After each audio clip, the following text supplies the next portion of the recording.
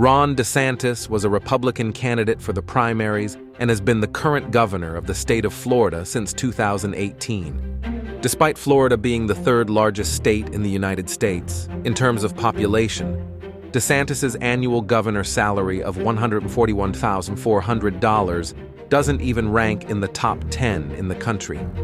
His book titled The Courage to Be Free, Florida's Blueprint for America's Revival, earned him a $1.25 million book deal with the publisher HarperCollins in 2022. DeSantis only has an oil fund equity holding worth between $15,000 and $50,000, along with 2 pensions and a savings account. He hasn't invested in business ventures, created brands or companies, or been paid to give speeches in the private sector like many of his political peers.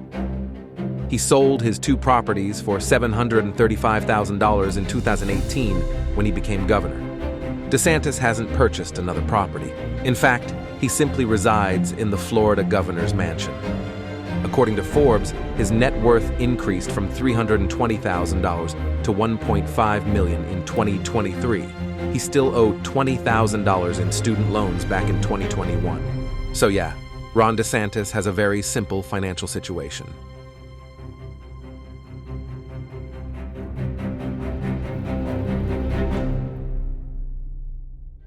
Nikki Haley remains the sole rival of Donald Trump in the Republican primaries. From the start, Haley had serious ambitions. She secured a seat in the South Carolina House of Representatives in 2004 and subsequently became the governor of South Carolina in 2010. Haley also served as the ambassador to the United Nations under the Trump administration from 2017 to 2019. After resigning from her position, the candidate transitioned to the private sector. Haley wrote a memoir titled, With All Due Respect, Defending America with Grit and Grace, which sold over 100,000 copies in 2019. She authored a second book in 2022 titled, If You Want Something Done, Leadership Lessons from Bold Women, which generated over $350,000 in advanced payments.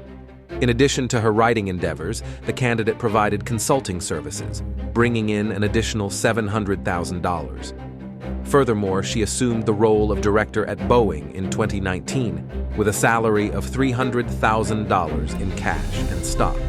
Haley still earns $250,000 as a board member of the United Homes Group. Moreover, Haley earned much more money from speaking engagements, delivering speeches to companies such as Barclays, the Center for Israel and Jewish Affairs, and others starting in 2019. In 2022 alone, Haley generated a whopping $2.3 million from just 11 events. This trajectory raised questions among her peers, especially from Vivek Ramaswamy, who didn't hesitate to accuse her of corruption. Her net worth increased from less than $1 million in 2019 to $8 million by 2024. She eventually managed to bail out her parents, who were facing financial challenges. So yeah, Nikki got rich quickly.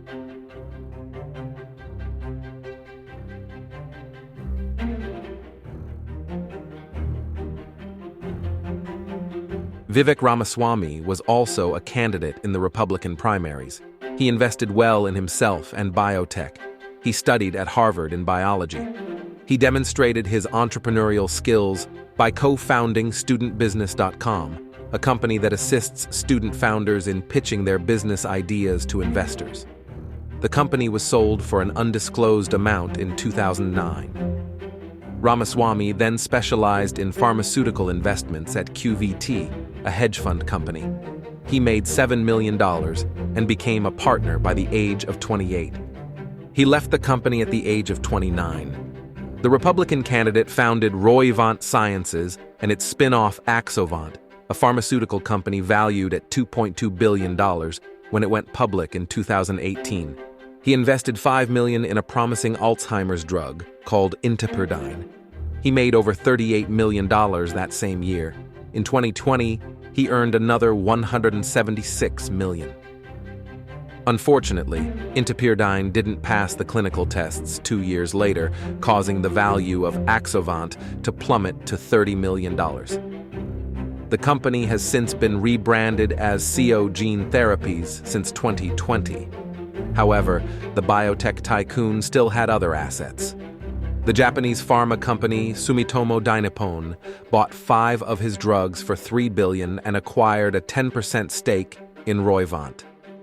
Ramaswamy currently has a 10% stake in Roivant, valued at $600 million. He stepped down from his company in 2021. Ramaswamy published a book titled Woke Inc. 7 months later and founded the anti-woke asset management firm Strive. Since then, he has published 2 other books, Nation of Victims in 2022 and Capitalist Punishment: How Wall Street is Using Your Money to Create a Country You Didn't Vote For in 2023. Despite having all this money, Vivek Ramaswamy possesses only 2 Ohio homes with a combined value of $2.5 million. According to Forbes, he was the second richest candidate just behind Donald Trump, with a net worth of $950 million. So yeah, Vivek is getting money. If you want to know more about politicians' business ventures and lavish lifestyles, follow our channel.